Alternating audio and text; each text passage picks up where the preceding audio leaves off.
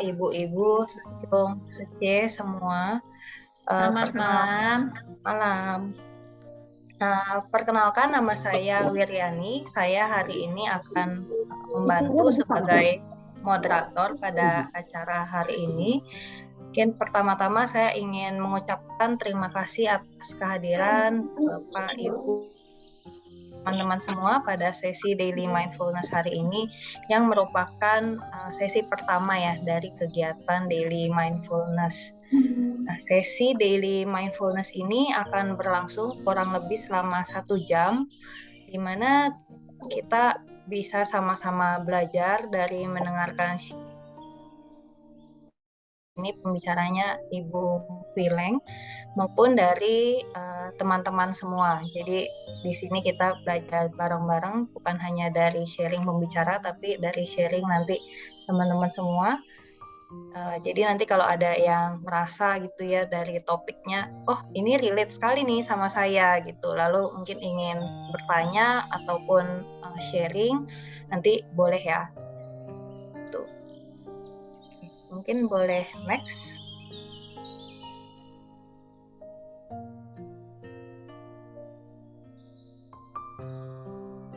Oke. Sebelum kita masuk ke acara utama pada hari ini, ada beberapa hal yang saya ingin sampaikan terlebih dahulu agar acara hari ini bisa berjalan dengan lancar. Yang pertama, mohon agar mikrofonnya di posisi mute jika sedang tidak berbicara. Kemudian mikrofon bisa di-unmute jika ingin berbicara. Kemudian yang terakhir, pertanyaan dan sharing dari Anda semua sangat bermanfaat bagi kita. Jadi nanti jika ingin ada bertanya ataupun sharing saat pembicara masih sedang berbicara, bisa diketik di kolom chat ataupun nanti ketika diberi kesempatan ya untuk bertanya atau sharing, nanti bisa langsung di unmute juga mikrofonnya. Jadi lebih hidup juga ya. Oke, mungkin sampai situ ada yang ingin ditanyakan terlebih dahulu. Oke, kalau tidak ada, mungkin saya akan perkenalkan untuk pembicara kita hari ini. Pasti semua juga udah kenal ya, karena dari beliau juga yang mengundang Bapak Ibu Sesiung Secie semua, yaitu hari ini ada Ibu Huileng. Nah, mungkin sebelum kita masuk ke Ibu Huileng untuk memulai sharingnya pada malam hari ini, mungkin saya akan tanya-tanya sedikit ya ke beliau. Uh, yang pertama, apa sih sebenarnya latar belakang dari Ibu Huileng membuat acara ini? Maksudnya kenapa bisa terpikir, oh saya pengen nih bikin acara sharing tentang daily mindfulness.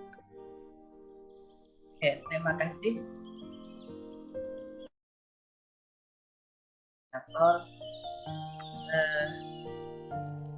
Jadi akhir-akhir ini saya merasa bahwa hidupnya dijalanin gitu-gitu aja ya, rutin.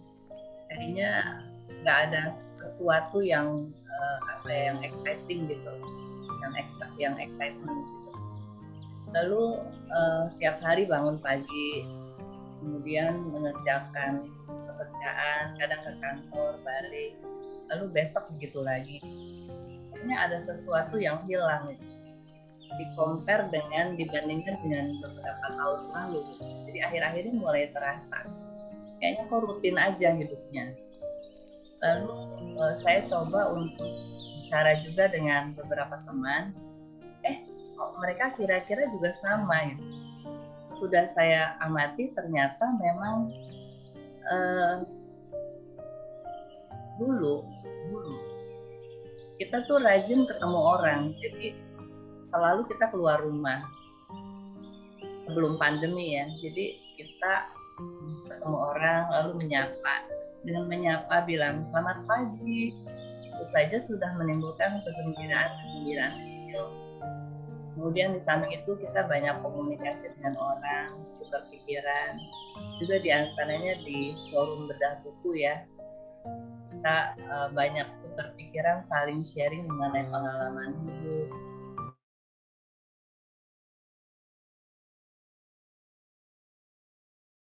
pakai untuk melanjutkan kehidupan besok-besoknya gitu.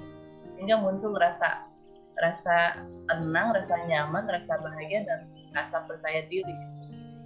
Jadi sejak pandemi, karena kita hampir nggak ketemu orang ya, jadi komunikasi juga terbatas, rupanya itu yang hilang gitu. Jadi ketajaman kita gitu. Jadi saya berpikir, aduh kepengennya kalau kita nih sama teman-teman ini ketemu, waktu kan terus berjalan gitu. Sedangkan kayaknya kita dengan pandemi ini kok kayaknya ada semacam sesuatu yang hilang gitu. Jadi terima kasih untuk kesediaannya teman-teman hari ini sudah mau berkumpul bersama-sama. Itu sih. Oke. Terus kenapa topik yang dipilih untuk mungkin tema kegiatan ya secara keseluruhannya ini daily mindfulness? Karena menurut saya daily mindfulness ini, jadi mindfulness ini kalau kita praktekkan di dalam keseharian kita, itu menambah kualitas daripada hidup kita. Istilah saya membuat hidup menjadi lebih hidup lagi. Dan bagusnya mempraktekannya tidak hanya dengan duduk bermeditasi, tetapi kita bisa melakukannya sepanjang hari, jadi di dalam kegiatan sehari-hari. Jadi ini yang menurut saya menarik sekali untuk kita membuat hidup kita menjadi lebih berkualitas, lebih hidup. Oke. Kalau untuk acara ini siapa aja sih yang mungkin cocok ya untuk mengikuti acara daily mindfulness ini? Menurut saya siapa saja cocok, karena ini relevan sekali dengan kehidupan kita ya. Menjaga hidup kita menjadi lebih baik ya. Kita kan tahu bahwa terlahir sebagai manusia itu tidak mudah gitu, tapi jangan sampai kita cuma jalanin hidup apa adanya, terus menghilangkan kualitas daripada rasa syukur yang tidak terasa, yang tidak terasa gitu loh. Jadi dengan kita coba mindfulness sepanjang hari, nah itu relevannya pada semua orang menurut saya. Oke, berarti semua siapa aja dari berbagai latar belakang itu bisa cocok ya untuk ikut acara ini ya? Iya. Oke, selanjutnya kalau dari Ibu sendiri ada harapan seperti apa sih dari acara ini, acara Daily Mindfulness ini? Harapan saya kita yang bertemu di dalam forum ini bisa enjoy, bisa menikmati, bisa meningkatkan kualitas hidup, dan kalau bisa acara ini bisa panjang jalan. Bisa ini ya, untuk jangka waktu panjang gitu ya? Kalau bisa.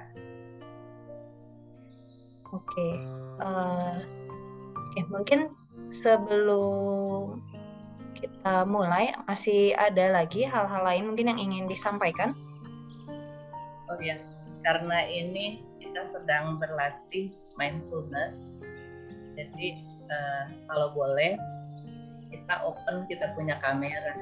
Kalau boleh kita semua open, kita punya kamera supaya kita bisa berlatih dengan baik. Itu aja. Terima kasih. Oke, mungkin tanpa berlama-lama lagi saya persilahkan ke Ibu Wileng untuk dimulai untuk sesi malam hari ini ya. Silakan. Ya, jadi teman-teman yang nanti ingin berbicara bisa unmute ya, atau bisa juga kalau mau ketik di kolom chat-nya ya. Terima kasih. Oke. Sebagian dari kita yang hadir di sini mungkin sudah tidak asing dengan istilah mindfulness. Sebagian lagi mungkin merupakan hal yang baru. Kita sama-sama mengulang kembali ya, apa itu mindfulness. Mindfulness atau dalam bahasa Indonesianya sadar penuh, itu adalah kemampuan dasar manusia, jadi kemampuan dasar kita untuk berada dan merasakan kondisi saat ini.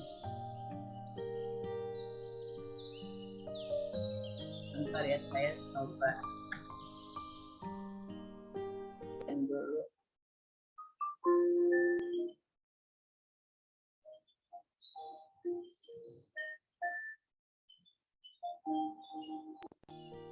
Oke. Jadi kemampuan dasar manusia, kemampuan dasar kita untuk berada dan merasakan kondisi saat ini. Misalnya, apa yang dilakukan, berada di mana. Oke, saat ini apa yang sedang kita lakukan? Kita sedang duduk di depan laptop atau kita sedang di depan handphone, berada di mana di rumah, sedang mengapa, kita sedang mengikuti acara mindfulness. Jadi itu kemampuan dasar kita untuk berada dan merasakan kondisi saat ini, serta tidak reaktif yang berlebihan pada apa yang terjadi di sekelilingnya. Ya. Jadi kita tidak bereaksi yang berlebihan terhadap apa yang terjadi di sekeliling kita. Misalnya, tiba-tiba ada suara yang kenceng, terus kita bereaksi secara berlebihan. Praktek atau latihan mindfulness itu membuat kita lebih aware, lebih fokus terhadap situasi saat ini. Ini sangat penting karena seringkali kadang-kadang kita nggak aware, kita melakukan apa-apa nggak aware. Jadi kita taruh barang, taruh kacamata di mana kita nggak aware. Jadi kalau dengan latihan mindfulness ini membuat kita menjadi lebih aware dan membantu kita menerima situasi tanpa menghakimi. Nah, sampai di sini ada yang mau sharing atau mau tambahkan atau ada yang mau bertanya, silakan.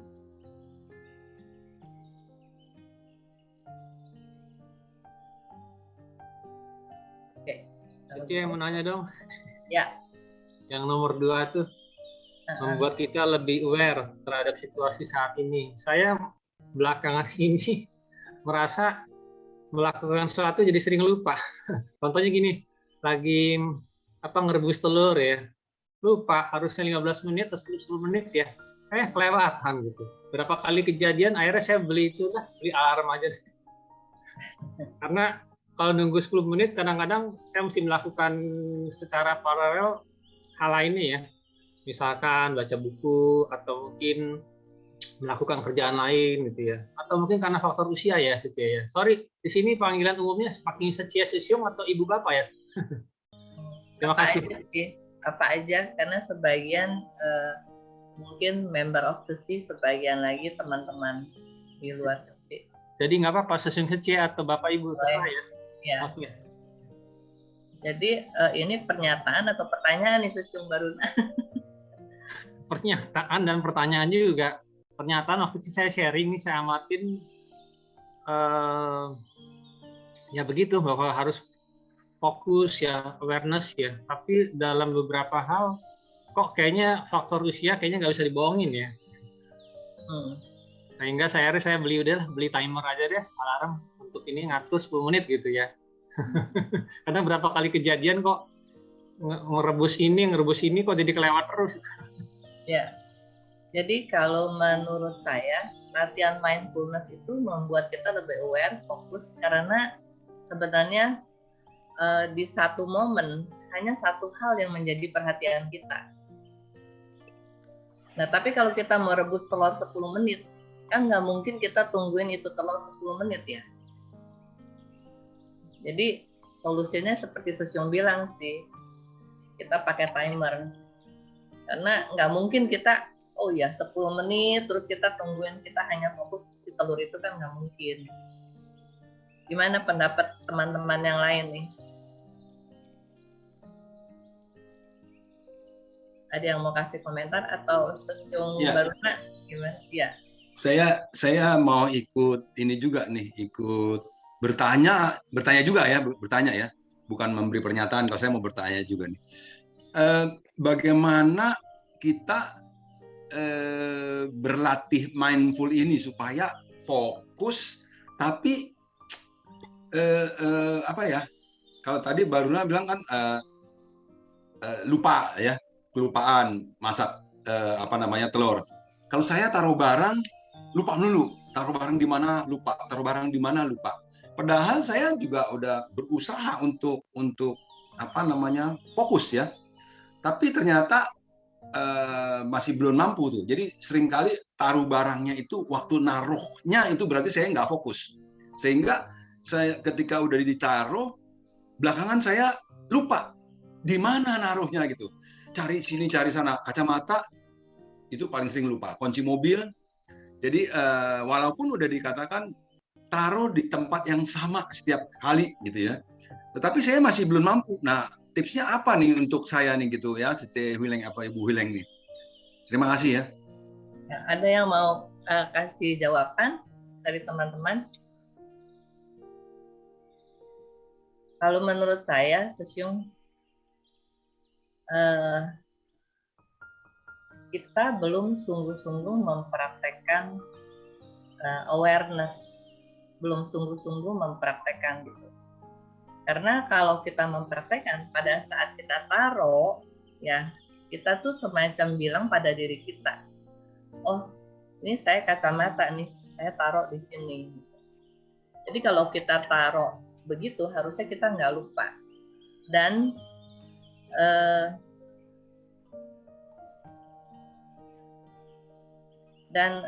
apa ya maksudnya? Kalau menurut dari Pak Adi Gunawan ya, yang ahli hipnoterapi, dia bilang sebenarnya pada saat kita misalnya dari bangun sampai tidur, kita merasa tuh kita sadar. Tetapi sebenarnya ada bagian-bagian yang dimana sebenarnya itu terjadi di bawah sadar kita. Jadi waktu kita taruh kacamata tadi, sebenarnya kita tidak menyadari itu. Kita yang berlaku adalah di bawah sadar kita. Gitu. Jadi intinya kalau kita bilang mindfulness, sadar penuh, itu nggak akan terjadi.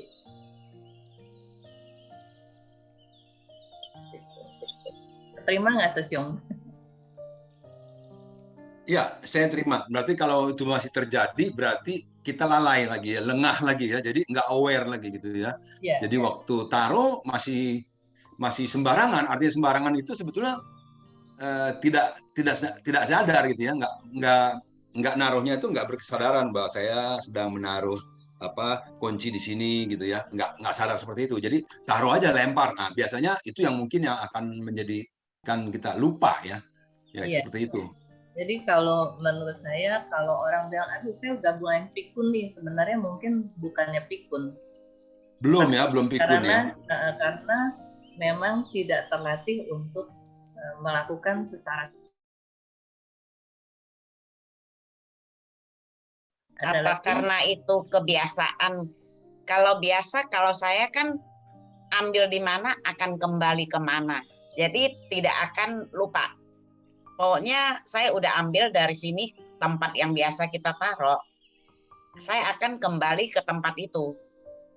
Nah, kalau Sesyung saya juga agak sembrono gitu, asal main taruh aja, makanya dia lupa. Jadi kacamata di mana-mana. Ya, kalau saya selalu taruh tempat yang saya ambil, saya akan kembali ke tempatnya. Jadi tidak akan lupa. Kalau saya benar-benar lupa sih, itu juga mungkin pikun ya. Tapi saya selama ini karena saya sangat bersungguh-sungguh, karena itu prinsip saya, taruh tempat itu harus kembali ke situ gitu. Mungkin belajar dari begitu, Sesyung. Karena dulu Suhui Suci pernah ngomong, Ming Hao Pulu Si Kuan Hao. Ya, nah itu kan Si Kuan Hao ya. Jadi Si Kuan itu kan artinya kebiasaan. Kebiasaan tuh. Jadi begini. Apakah kebiasaan itu adalah sebuah kesadaran? Itu justru kita harus sadar. Kita ambil di mana harus taruh kemana. Kalau kita di bawah sadar kita ya kita sembarangan taruh ya kita lupa.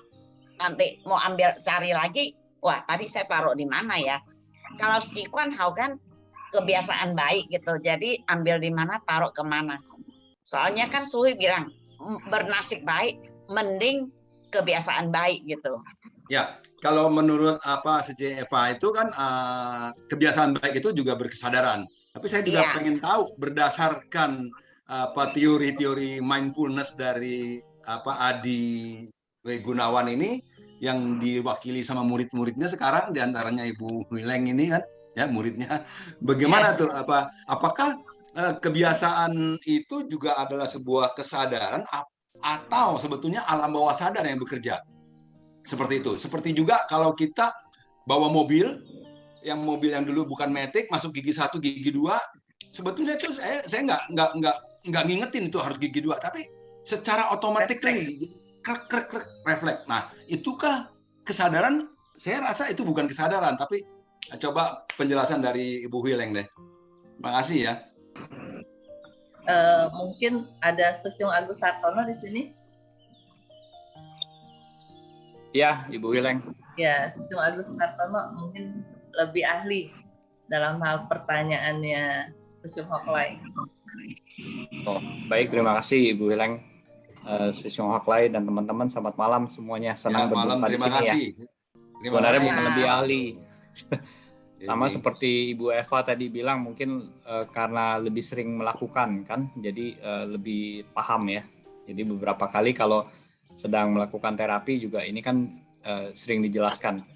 Jadi sebenarnya menarik apa yang tadi disampaikan Sumbaruna ya, bertanya apakah sebenarnya saya juga ingin bertanya kepada Ibu Hileng, begitu Ibu Hileng menyampaikan poin 2 ini, tentu Ibu Hileng pernah mengalami atau pernah ada contohnya Ibu Hileng, kok bisa sampai menempatkan bahwa mindfulness itu bisa membuat kita lebih aware terhadap situasi saat ini, membuat kita lebih menerima tanpa menghakimi. Sebenarnya menarik tuh. Nanti mungkin saya pengen sekaligus bertanya dulu Ibu Wileng.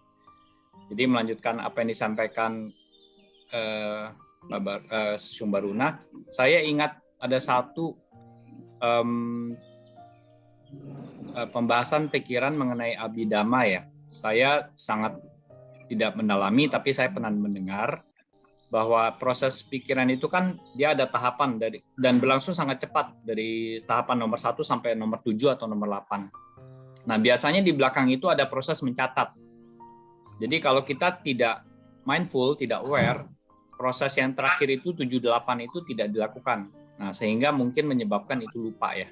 Jadi suatu saat mungkin juga kita bisa undang Romo Slamet ya bicara soal ini kan, singkat-singkat. Jadi mungkin kalau kita lupa berarti ada satu proses pencatatan yang tidak dilakukan dan itu membuat kita lupa. Kalau yang dilakukan Ibu Eva, kalau tadi saya lihat dia setiap saat melakukan, dia aware, berarti dia ada proses mencatat. Begitu ada proses mencatat, ya udah lebih mudah diakses. Ya. Kemudian dari pertanyaan Susyung Hoklai tadi, apakah kebiasaan itu kesadaran? Dari apa yang saya ingat pernah sharing dan praktekkan, saya menjawab kebiasaan itu tentu adalah sebuah kesadaran. Ya. Jadi kalau dilakukan terus-menerus itu semakin dalam semakin kuat. Jadi ada proses bawah sadar yang semakin kuat ya.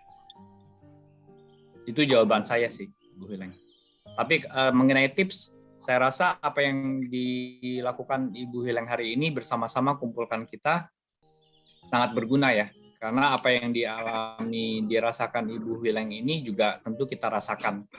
Ada yang berkegiatan sebagai relawan suci, ada yang berkegiatan di tempat-tempat ibadah masing-masing, tapi juga mungkin ada yang tidak sempat kan.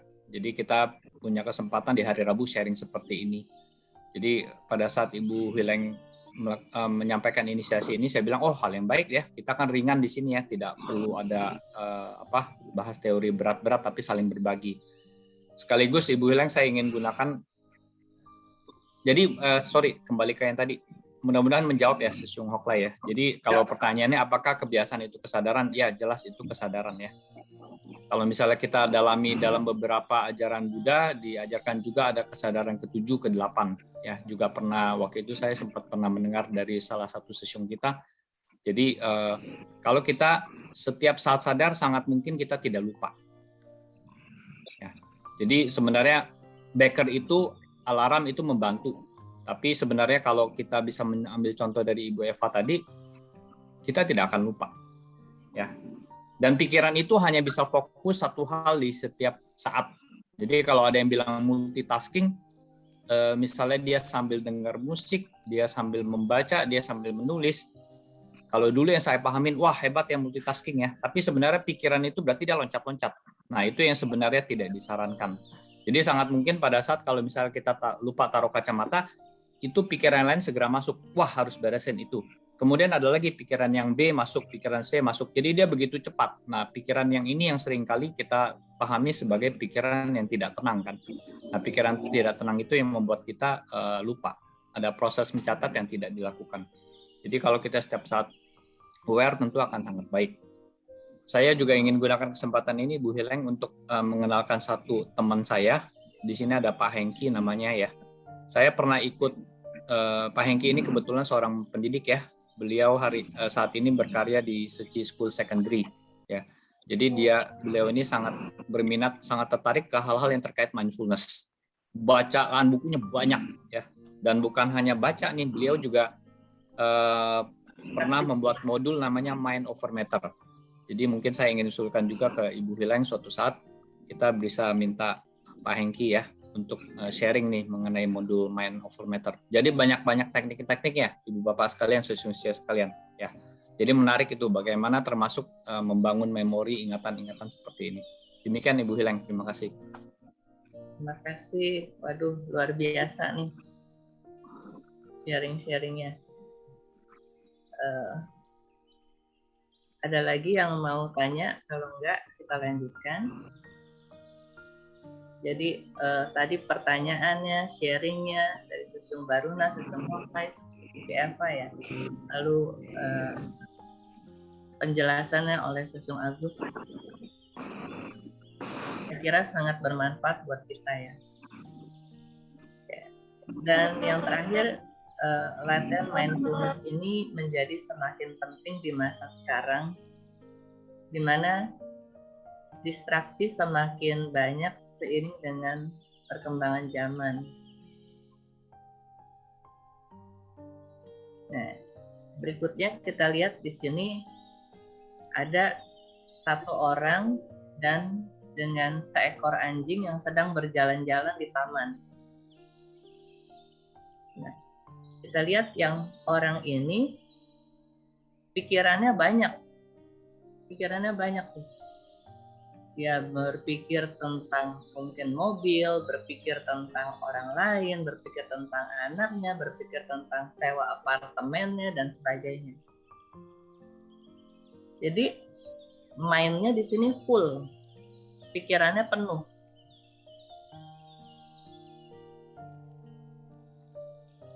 Sedangkan yang si anjing ini menikmati jalan-jalannya. Di dalam mindnya, dia hanya melihat adanya pohon, dia nikmati, adanya sinar matahari, adanya angin yang dia rasakan. Jadi, mindnya full atau mau mindful kita? Nah, kira-kira kita lebih sering mindnya full atau lebih sering kita mindful?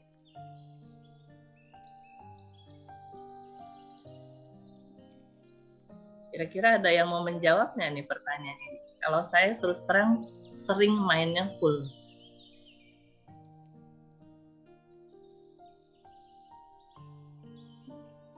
Sama, saya juga, Bu. Dan kalau kita lihat, mindful itu membuat hidup kita lebih dinikmati kan? Kalau kita mindful, kita bisa merasakan kita bisa dengan kita fokus terhadap apa yang kita rasakan, apa yang sedang kita jalani. Kita bisa merasakan kebahagiaan kecil maupun kebahagiaan besar. Jadi kalau kita lihat orang ini mindnya full. Jadi dia tidak bisa merasakan apa itu kebahagiaan kecil. Jadi misalnya nih, bahwa kita bisa bernafas. Oh, kita bisa bernafas, kita bersyukur. Dengan bersyukur lalu muncul rasa kebahagiaan kecil. Tapi itu bukan kebahagiaan kecil menurut saya. Kenapa? Kalau kemampuan bernafas kita hilang, itu sesuatu yang besar loh. Jadi kalau kita bisa bersyukur karena kita mampu bernafas, karena kita mampu bergerak, jadi itu bukan lagi kebahagiaan kecil gitu, tapi kebahagiaan yang besar. Ya, ini contoh yang sangat pasti bahwa kita seringkali bukannya mindful tapi mindnya full. Oke, nggak ada yang mau sharing di sini? Tadi ada Pak Sencong Reshan ya? Iya, Pak Sencong dong, terus yang Sencong. Ya, terima kasih. Selamat malam semuanya. Wow. Iya, menarik sekali sih Bu. Emang tadi juga saya sempat terpikirkan bahwa ya sebagai seorang manusia tentunya sih mindfulness itu pasti selalu ada dalam kehidupan kita dan kita nggak mungkin lepas daripada itu. Karena kalau kita tidak mindfulness, nggak mungkin kita hidup sampai saat ini. Yang ada mungkin kesadarannya lemah, begitu kan ya. Cuman kita nggak bisa pungkiri bahwa kehidupan kita seperti yang di slide ini, pikirannya memang banyak. Sehingga ketika pikirannya banyak, itu mengurangi kesadaran kita, perhatian kita, fokus kita.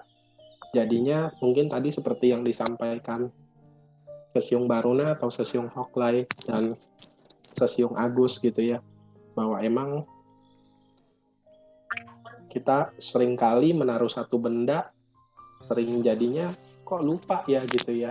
Ya karena kita saking banyaknya pikiran, karena pada kenyataannya pikiran kita kan harusnya statis gitu kan. Hanya seperti yang disampaikan Sesiung Agus juga, bahwa pada di satu kondisi pikiran kita kan harusnya fokus pada satu pikiran gitu kan, seperti yang disampaikan Zen Master Thich Nhat Hanh juga ya, bahwa bagaimana kita bisa bilang kita hadir di satu momen, di momen yang paling berharga, tapi kalau kita tidak hadir di momen itu, artinya ya berarti kita harus fokus di setiap momen yang kita hadiri. Kira-kira itu sih Kan-an. Kan-an. Sesiung Indra ada mau sharing?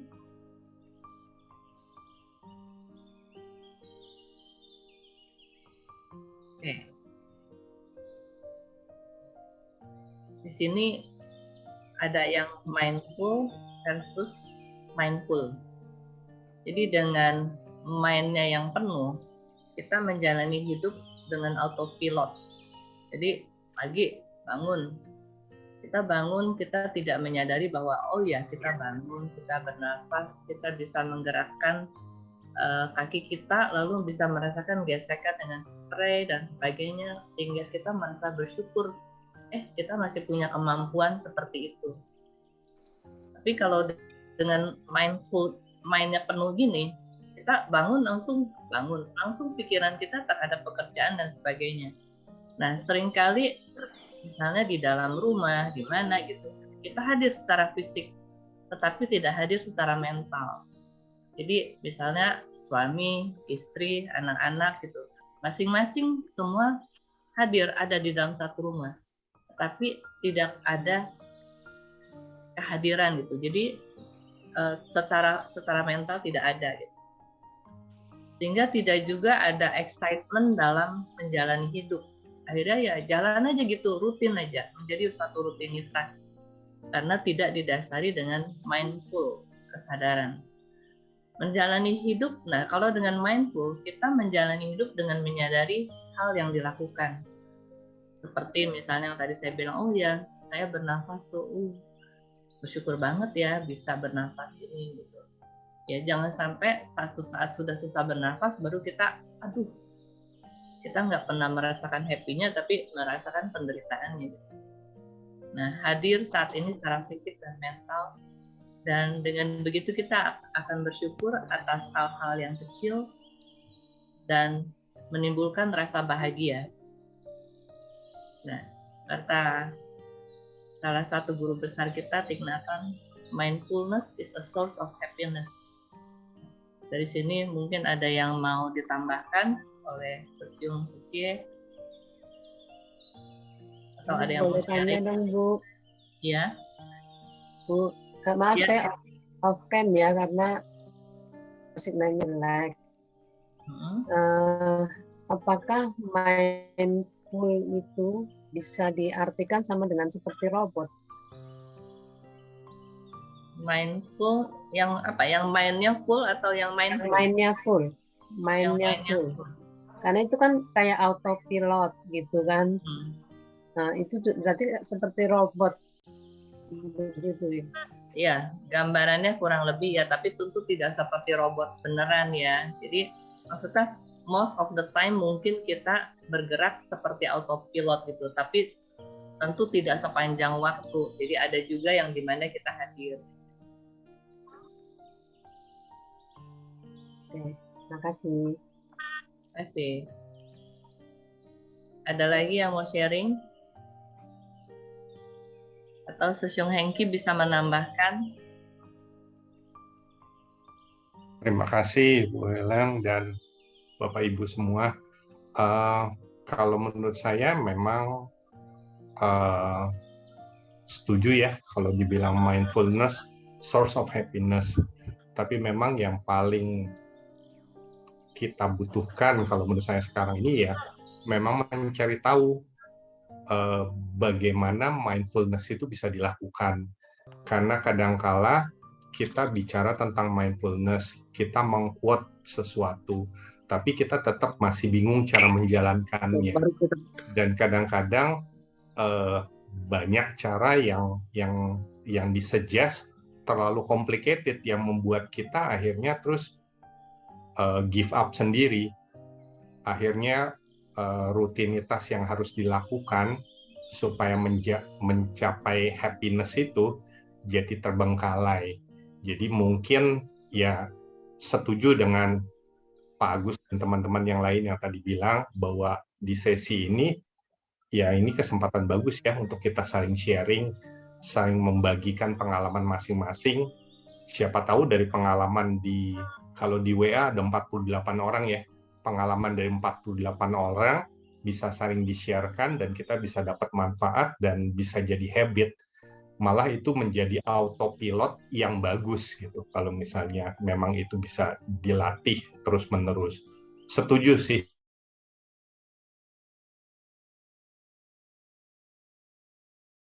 Nanti kita minta Sesyung Hengki untuk di kesempatan berikutnya membimbing kita bagaimana mulai berlatih mindfulness mulai dari hal-hal yang paling sederhana ya. Terima kasih sebelumnya, Ibu. Tapi bukan memimpin, tapi membagikannya. Ya, ya kita terima kasih. Sharing ya, terima kasih. Cewilling. Ya. Saya mau sharing dikit ya. Kalau buat saya, sepertinya waktu juga berpengaruh gitu. Kalau pagi-pagi kita bangun, saya kalau bangun memang pagi sekali ya, jam 4:30, itu begitu keluar, itu saya pergi ke balkon dulu. Nah di balkon itu banyak sekali suara burung, suara serangga gitu ya, masih banyak suara-suara itu saya menikmati banget gitu. Saya menikmati dan itu kita merasa anugerah. Iya, satu anugerah gitu, bersyukur dan kita nggak mikirin yang lain gitu. Tapi setelah itu setelah beberapa menit baru saya pikirkan setelah ini saya mau apa ya? Setelah ini saya mau apa? Kira-kira gitu. Jadi waktunya kalau berbeda-beda gitu. Pada waktu jam-jam segini kita berpikirnya bagaimana gitu. Kita sangat bersyukur deh kalau pagi itu. Itu aja. Terima kasih sharingnya, Cici Inga. Ada lagi mau sharing? Ibu Lydia, Cici Mary, Cici Tina. Oke, kalau nggak ada, kita lanjutkan ya.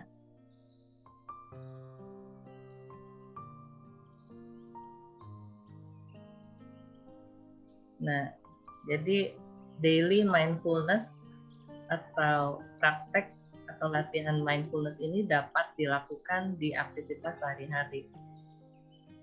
Jadi kenapa ini menarik gitu loh? Karena bisa kita lakukan sepanjang hari dan ini sangat mendukung perubahan kita, perubahan kehidupan kita itu. Jadi misalnya kalau kita makan, antara kita makan dengan mindfulness, dengan mindful, atau kita makan dengan mindnya yang full, itu aja udah beda gitu.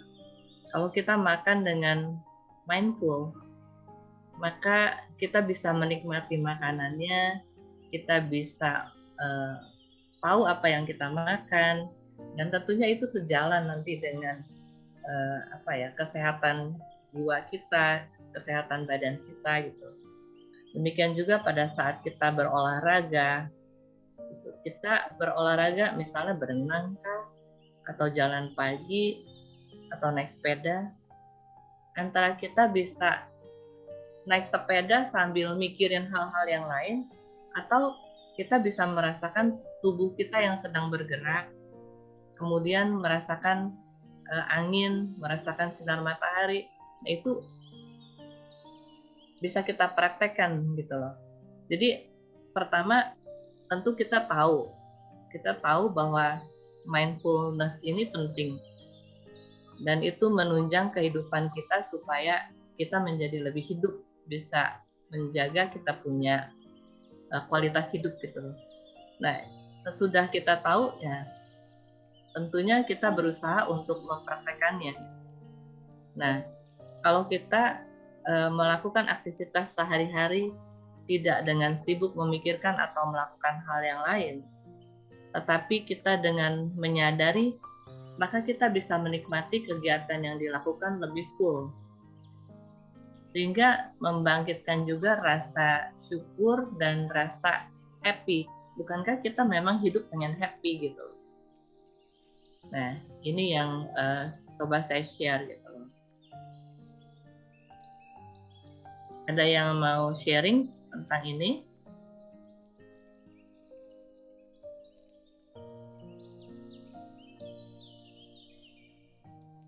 Kalau nggak ada, saya lagi deh. Ya. Boleh ya? Silakan, Sisil. Jadi begini, Bapak Ibu ya, saya sadar bahwa saya nggak boleh terlalu banyak ngemil, gitu ya. Tapi kalau saya lagi diam, lagi seperti barusan, mungkin Bapak Ibu lihat ya, tadi saya ada ngemil kacang. Jadi saya sadar bahwa saya nggak boleh ngemil kacang. Dan saya ambil tetap kacang, karena sambil mendengar, kayaknya enak makan kacang sedikit. Makan kacang sedikit, tutup, ya, taruh lagi. Dengar lagi yang fokus. Tapi rasanya mulutnya kepengen makan kacang lagi nih. Tapi udah cukup banyak tadi ya. Kayaknya udah cukup banyak nih. Tapi nggak apa-apa dah, sedikit lagi gitu ya. Buka lagi, makan lagi sedikit lagi. Nah ini sebetulnya proses kesadarannya gimana nih saya nih? Ya, coba tolong di ini Siung Agus barangkali atau Siung Wileng atau Siung Hengki tadi ya, silahkan deh. Tolong ya, dibantu nih, gimana nih? Silahkan Siung Hengki atau Siung Agus. Oke, saya jawab dulu ya.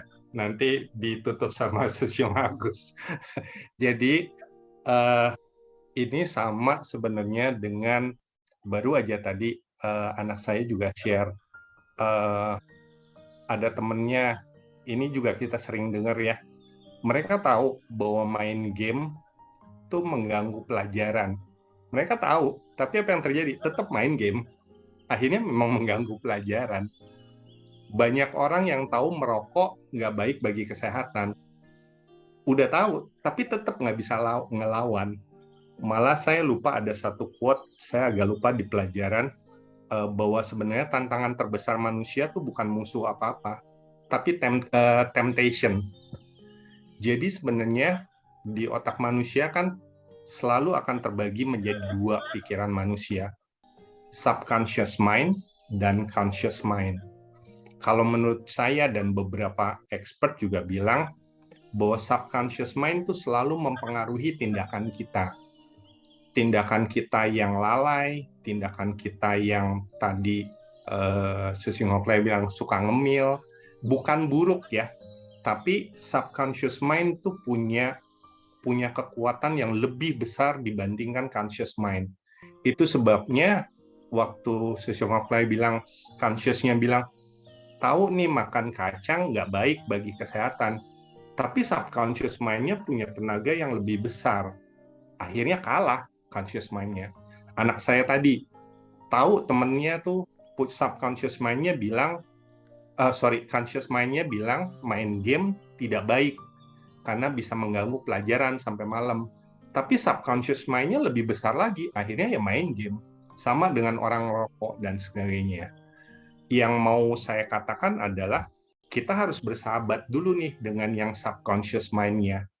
Membuat dia nurut dengan conscious mind. Dan itu bukan pekerjaan yang mudah.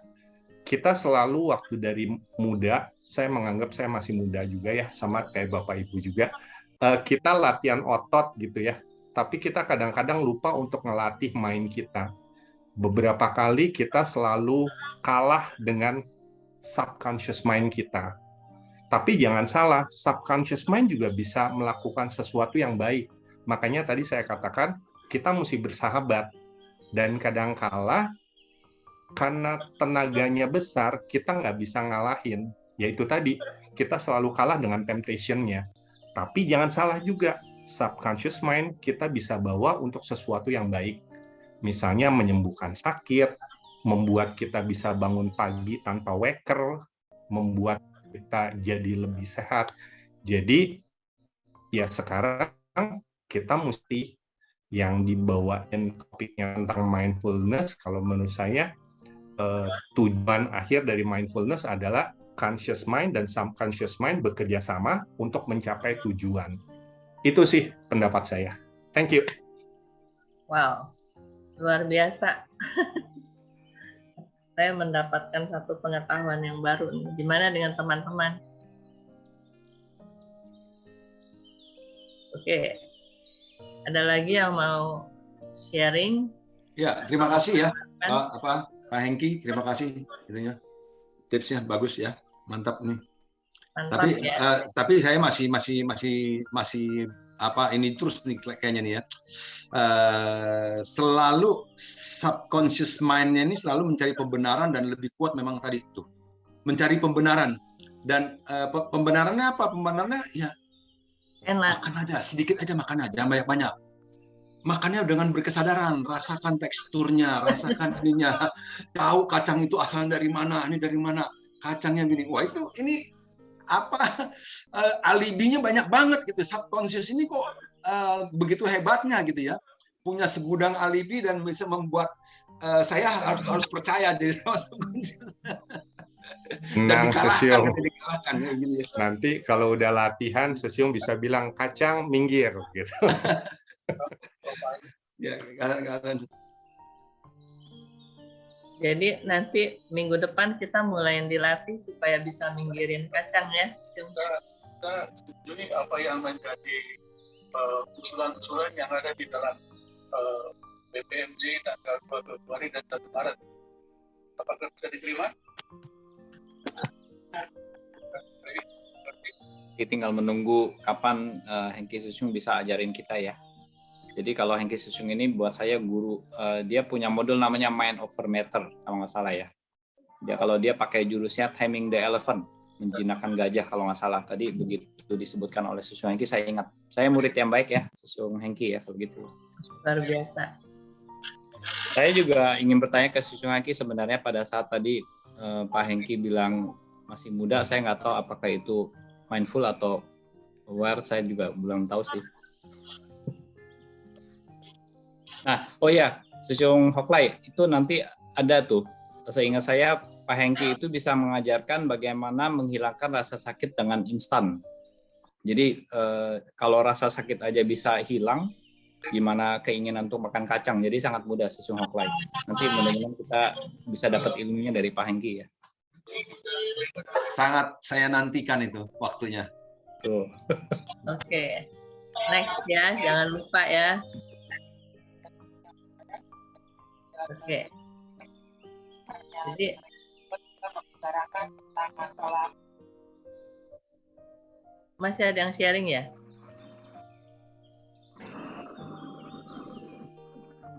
Oh, oke. Contoh aktivitas sehari-hari yang mindful dan mindful. Berjalan, makan sambil bermain gadget. Ngobrol sambil bermain gadget atau memikirkan hal lain. Bukan mendengarkan lawan bicara dengan sungguh-sungguh. Kalau dengan mindful, berjalan sambil menikmati kondisi di sekitar. Menikmati waktu makan dan makanan yang disantap. Mendengarkan lawan bicara dengan sungguh-sungguh, hadir sepenuhnya. Jadi kalau kita lihat dari contoh yang seperti ini, wow, betapa banyak waktu yang sudah kita lewati ya. Ya, khususnya kayak saya nih udah umur 60 lebih gitu kan, udah banyak waktu yang begitu dilewati tanpa mindful. Sebenarnya kalau kita lihat itu sayang banget ya. Makanya saya kejar-kejaran untuk bikin acara ini supaya bisa mendapatkan bimbingan dari teman-teman sekalian. Jadi berapa banyak ya kalau sehari makan 2 kali atau 3 kali, berapa banyak ya kita menikmati makanan yang disantap.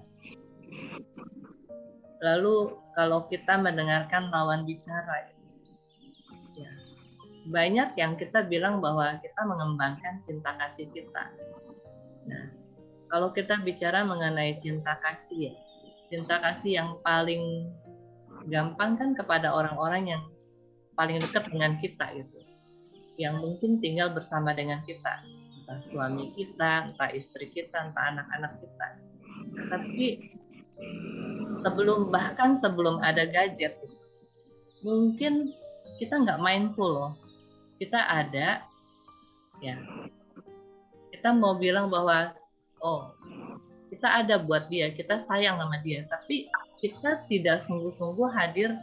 Gitu. Jadi kadang-kadang kita dengan pikiran kita sendiri, nah dia duduk dengan pikiran dia sendiri. Gitu. Jadi sebenarnya sayang sekali ya, kalau ya kebetulan suami saya juga sudah meninggal, jadi kadang-kadang saya suka pikir, sayang banget ya gitu. Jadi apa yang sudah lewat itu terasa begitu berharga untuk kita praktekkan mindful. Itu sharing dari saya. Mungkin ada teman-teman yang mau juga sharing.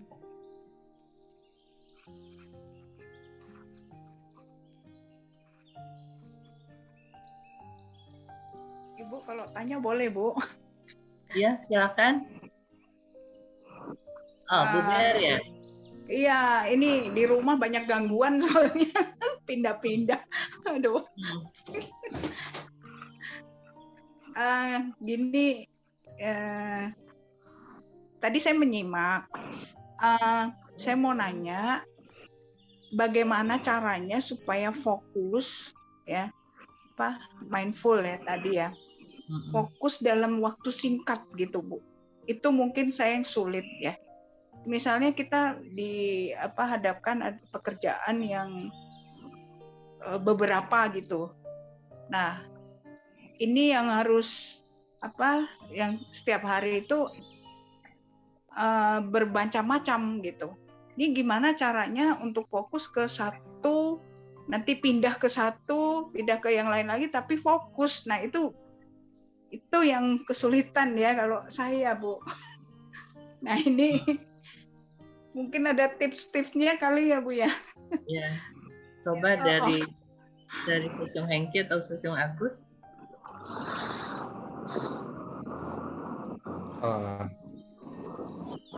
Menurut saya, kalau hidup mindful terus juga otak kita juga penuh ya.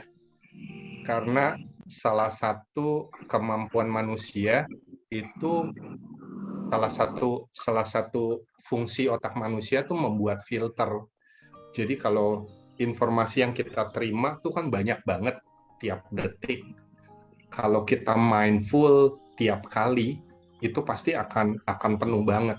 Jadi kita sebenarnya mungkin agak berbeda pendapatnya, tapi menurut saya kita selama kita hidup, kita hidup dalam dunia yang kita masih punya keluarga, dealing dengan yang lain, bukan hidup di dalam seperti biarawan, biarawati, monk gitu ya, yang mereka fokusnya di satu yang lebih fokus gitu.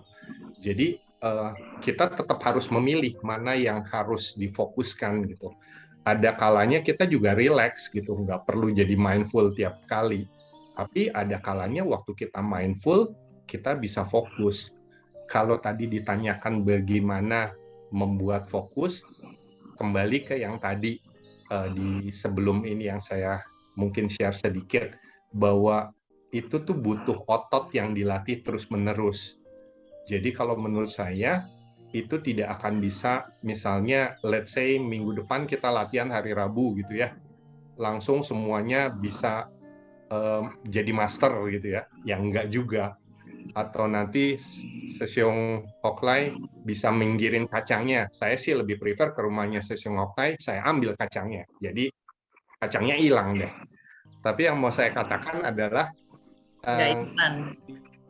Itu nggak instan. Jadi setuju sekali dengan Ibu Feleng yang tadi bilang, kita tuh udah hidup sekian lama, tapi kadang-kadang karena kita nggak punya knowledge tentang mindful tuh seperti apa sih, awareness tuh seperti apa sih, kita mungkin menyia-nyiakan kemampuan kita untuk berlatih. Nah, mumpung sekarang dikumpulkan nih 48 orang, ya mungkin kita berlatih sama-sama. Kalau sebelumnya saya sempat ngobrol sama Ibu Eleng bahwa bagi yang berkumpul di sini yang belum tahu tentang mindfulness, ini adalah sesuatu ladang latihan gitu ya. Tapi bagi yang sudah pernah pun, ini bisa digunakan sebagai beginners, pakai beginners mind-nya, kita belajar sesuatu lagi yang baru, dari awal lagi, from the scratch. Jadi menanggapi pertanyaan tadi, kalau saya bilang, tidak ada hal lain selain latihan, belajar, dan saling mendukung satu sama lain. Itu sih dari saya. Thank you. Thank you. Makasih Bu. Makasih Syung. Oke. Saya mau nanya dong. Ya, silakan. Ya, tadi Syung Hengki bilang ada kalanya kita butuh relax, jadi nggak mindful terus-menerus. Jadi saya nangkepnya seakan-akan, loh, kalau mindful terus-menerus, tadi katanya penuh, berarti mindfulnya lagi, penuh lagi dong ya. Jadi ini saya belum dapat nih jadinya. Kenapa harus maksudnya kita butuh relax? Berarti kalau mindful terus itu nggak relax. Berarti kalau mindful terus seakan-akan kita capek fokus menggunakan otot atau menggunakan semua energinya untuk menjadi mindful, atau bagaimana gitu, bisa diterangkan lebih ini Seseong Hengki kanan ya. Ya. Jadi kalau menurut saya tahapan di dalam pelatihan otak tuh ada banyak. Dari mulai kita sebutnya, kalau saya menggolongkan, ada yang disebut awareness, ada yang disebut mindfulness, ada yang disebut meditation, dan ada yang macam-macam lain. Sebenarnya dalam tiapan tahap itu butuh energi untuk kita fokus. Jadi waktu kita fokus, sebenarnya kita menggunakan yang tadi, conscious mind-nya yang diaktifkan. Waktu conscious mind diaktifkan, berarti fokus kita akan dilatih ke situ. Nah, itu sebabnya kita bisa mungkin istilahnya agak nggak fokus ke yang lain, dan kita fokus mengarahkan ke titik yang kita mau.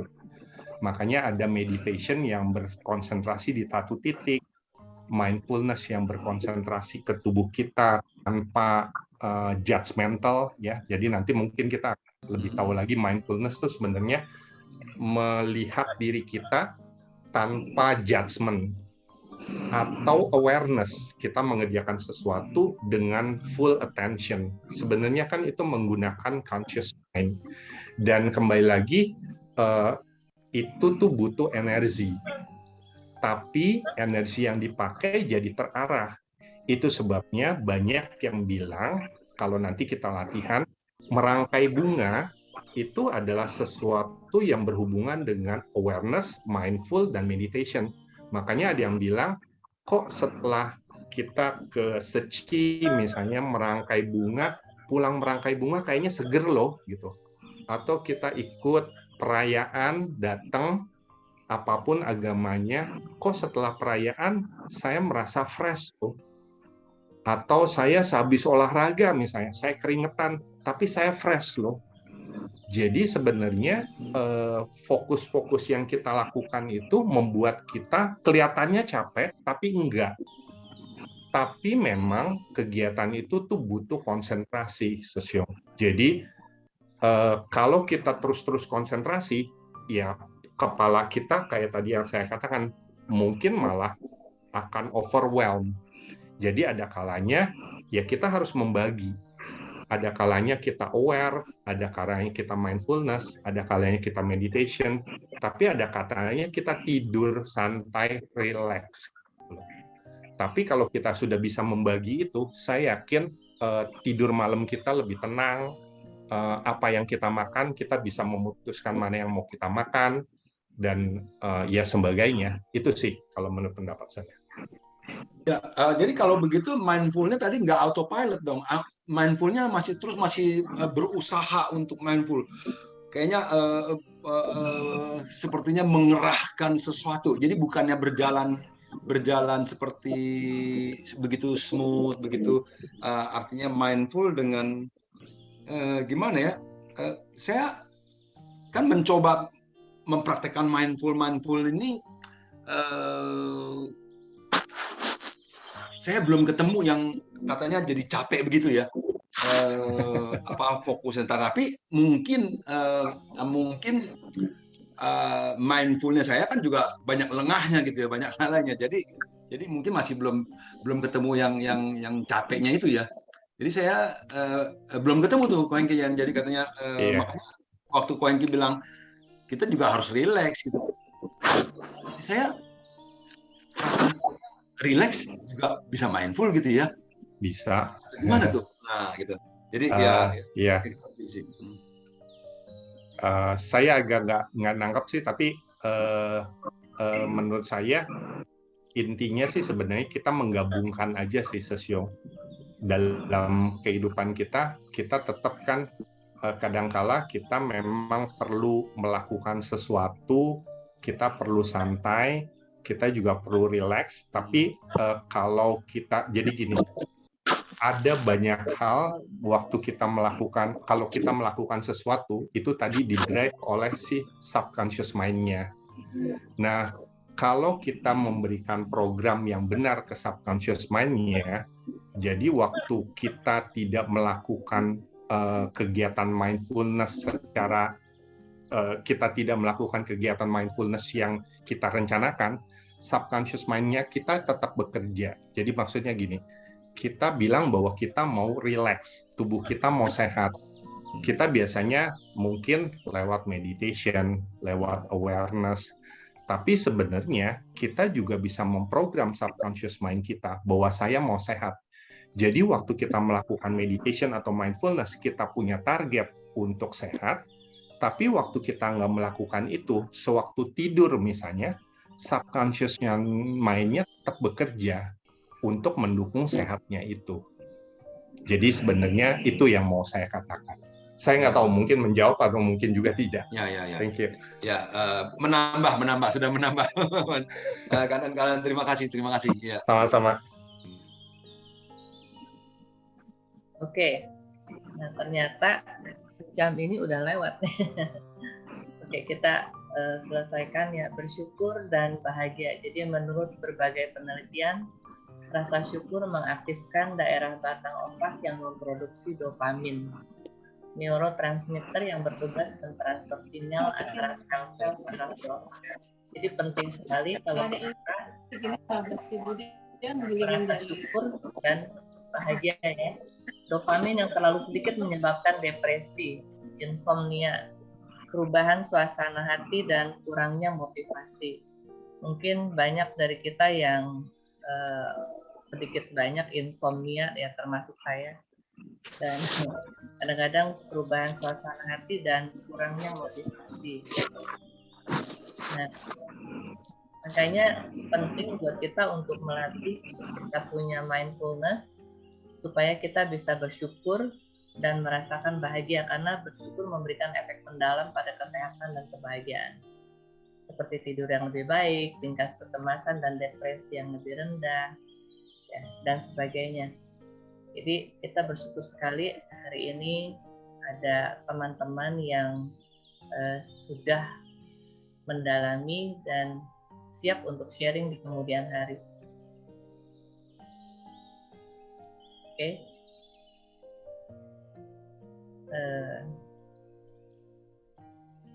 Waktunya sudah selesai, masih ada yang mau sharing atau kita selesaikan?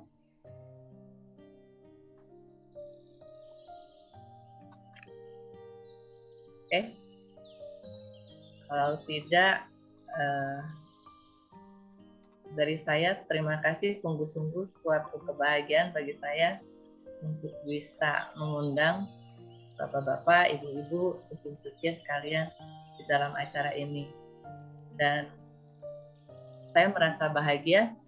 Apakah teman-teman juga merasakan bahagia? Ya. Iya, bahagia. Sangat bahagia, Ibu.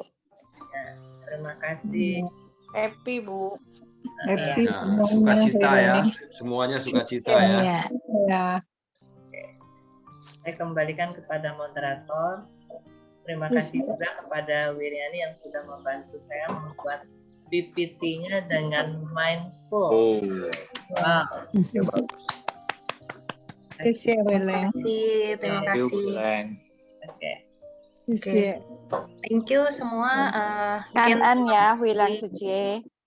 Ya, terima kasih Ibu Wileng untuk sharingnya. Moga-moga sharing hari ini bukan hanya dari Ibu Wileng ya, tadi dari Pak Agus, Pak Hengki, Syong Hok Pai, Syong Baruna, semuanya sangat berguna juga, menginspirasi sekali. Mungkin terima kasih untuk kesempatan kita bisa praktek mindfulness hari ini, dan juga bukan hanya praktek ya, dan juga belajar teori-teorinya semua. Mungkin masih ada yang mau ditanyakan atau mau berbagi sharing?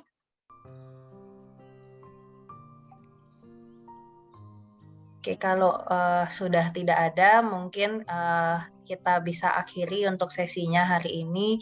Nanti kita bisa ketemu lagi minggu depan ya, berarti ya, bilangnya. Ya. Ya. Oke.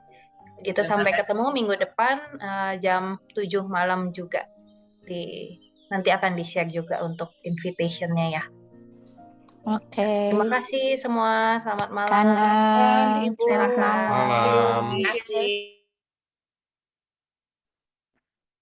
Kanan. Oke, Syong Agus. Sehat-sehat semua. Syong Hok Lai, Kanan. Narasumber semua. Kanan.